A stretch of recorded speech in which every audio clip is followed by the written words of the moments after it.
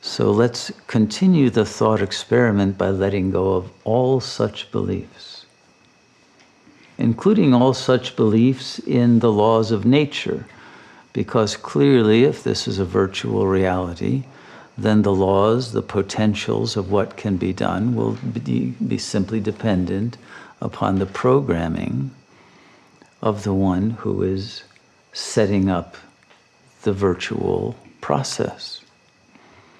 And what if that happens to be you, but that you set it up and then forgot you set it up and entered into it and have lost your way out of this labyrinth? But in fact, you are inherently always already out of it. And the only way it is enjoyable is to forget, in fact, that you are not really in it. And thus this is a play, a game, a video game of an extraordinary complexity and elaborate nature.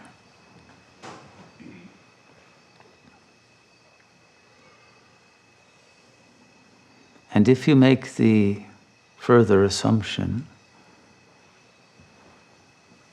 that you have set up this entire game and that every entity in this game represents an aspect of your own psyche, your own mentalization of reality, that this virtual reality simply reflects back to you in order for you to see all of the fragments of your inner world as an outer world. And that this is, in fact, the therapy that you are doing on yourself. Then simply through the recollection, the recollection of the projections of all those in the physical dimension, the virtual physical dimension, upon which there is an emotional charge, by reclaiming that and integrating that into the recognition that you are, in fact, the mind that has conceived of the entire universe and all of its multidimensional levels, then you will begin to get a sense of your own infinite nature as a consciousness far more intelligent than anything in your wildest dreams that you could imagine being, but that in fact you are.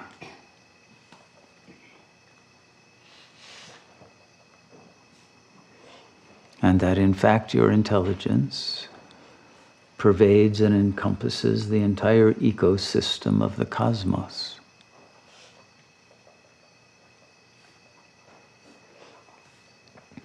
And in the same way that your unconscious ego mind's terminus has various levels, some are visible to you, some are invisible, unconscious, superconscious, beyond the threshold of perception.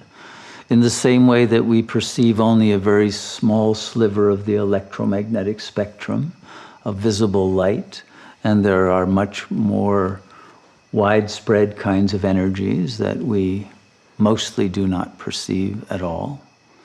We can perceive some larger share of the spectrum with various apparatus, but for the most part we are not aware of it. In the same way, we share this space with other beings than the physical, who are at slightly different levels of vibrational frequency. And those that are very close to our own, we can sometimes perceive as ghostly or spectral entities. Others that are at a higher level of distance from the spectrum of the sensory, perceptual sliver of reality can either not be perceived or only perceived in altered states of consciousness, of angels, archangels, demonic entities, etc., of far greater polarities of the spectrum, including interdimensional beings of other realms within the cosmos of this virtual plane. But all of it, all of these represent simply reflections of your own single whole intelligence, manifesting as an infinite plurality.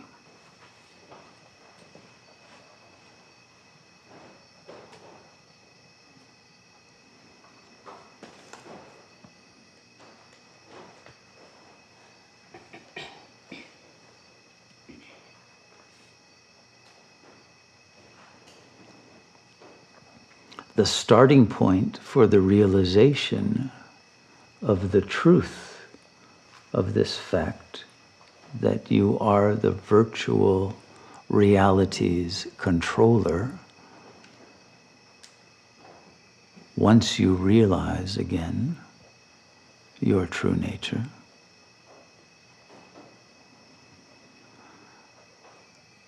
this taking control of the virtual realm requires first taking control of your individual mind.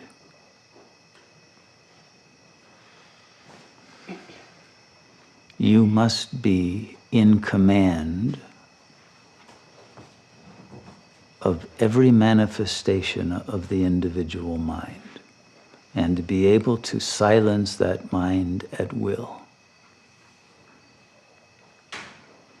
That power will boost you then to the next level of mind.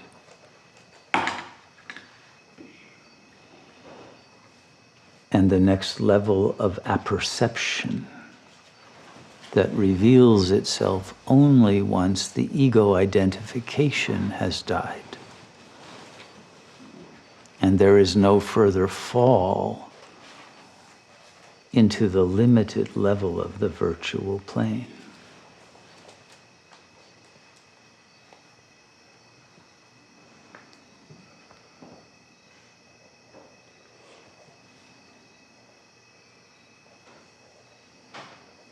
So, in doing this thought experiment now, simply refuse to believe you are the ego. Recognize that the mind is inherently under your control, that you are not an artifact of that mind or of any fragment or introjection in that mind, or any parasitic entity that happens to reside in that mind, but that you are completely the master over your mind and have the power to silence the mind at will. Not that you must gain that power, but that you have it now. You have it, but only if you believe you have it.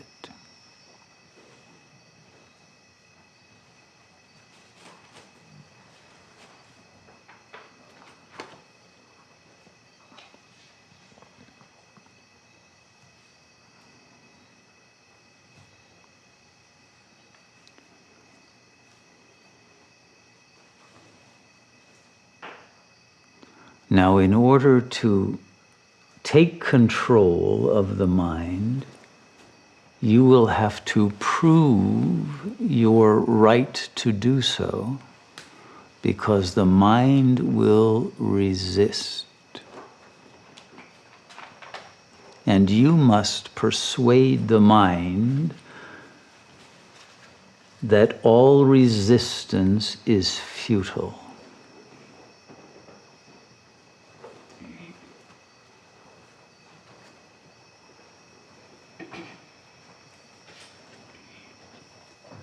Either the ego and its conditionings are the boss, or you are the boss. If the ego and its conditionings have control over you, that's called perdition. You are lost. You have lost the video game.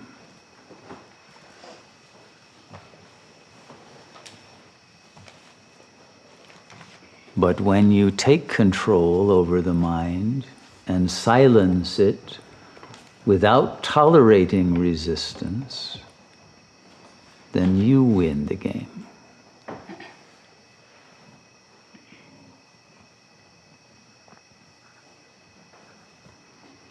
If the mind can convince you that you don't have that power, or you don't even deserve to have that power, or you are afraid of exercising that power because you're afraid you do have it and wouldn't know what to do with it, but whatever you happen to believe that takes away your power, which can only be your own creation, which the mind is,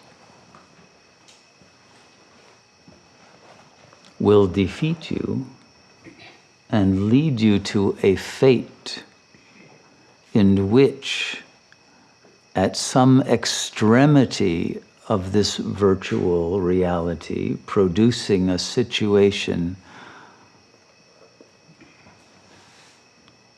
that at some point will force you to make the choice to claim your power.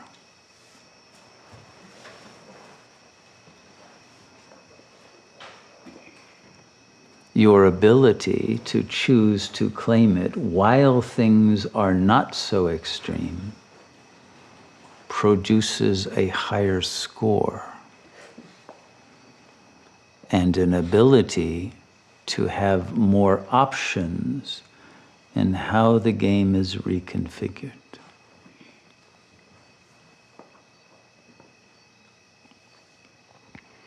In order to gain the power to silence the mind, you must not be an entity that appears in the mind. Thus, you must not begin with the egocentric premise. The one who silences the mind cannot be the I thought that appears in the mind, or any self-image or self-definition that the mind has given you, or any definition or image others have given you, because all others exist in the same virtual non-reality and are part of the same set of resistances that produce the effect of the enjoyment of the game, as well as the suffering of the game, which happen to be the same.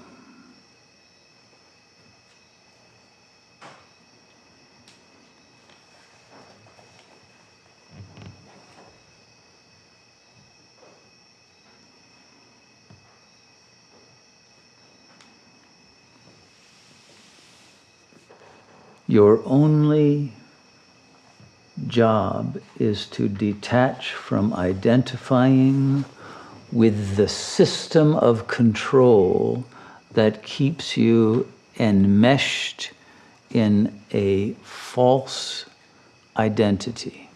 And that system is language. You have been convinced that language gives you power over the material world and over other people, that it gives you the ability to give orders and to communicate, but in fact, language enslaves you into the unreality of this set of conditions that produce helplessness, frustration, and suffering of every sort. Thus, you must come to the realization of a higher level of intelligence that does not use the primitive means of language. Language is extremely primitive because it is linear, and it uses subject-object differentiation, which divides reality into I and not I.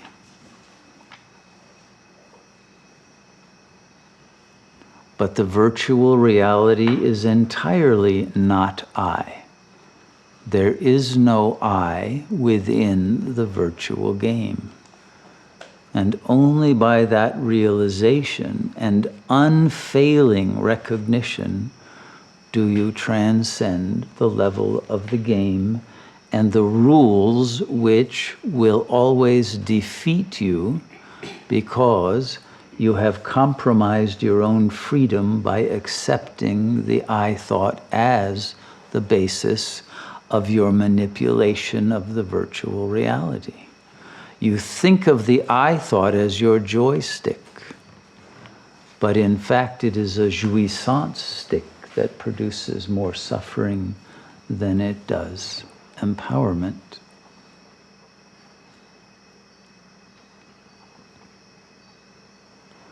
Only by letting go of that I stick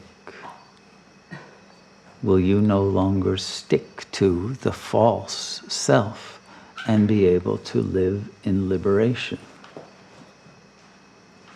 As a non-localizable field of consciousness, not an entity. And so it is important in the silence to begin to cultivate your sensitivity to the fact that you are a field, not an individual. You've been indoctrinated to think you are an individual pawn on the playing field of this virtual game. You are not. You are the field in which all phenomena arise, change, and disappear. The field itself is the intelligence that shifts the apparent situations of the game, which are only quantum wave functions that respond to the observation of the field itself and manifest a configuration in accord with the will of the field as observer. You are the field and the field's knowing of itself. And the field is boundless, infinite in extent and dimensionality.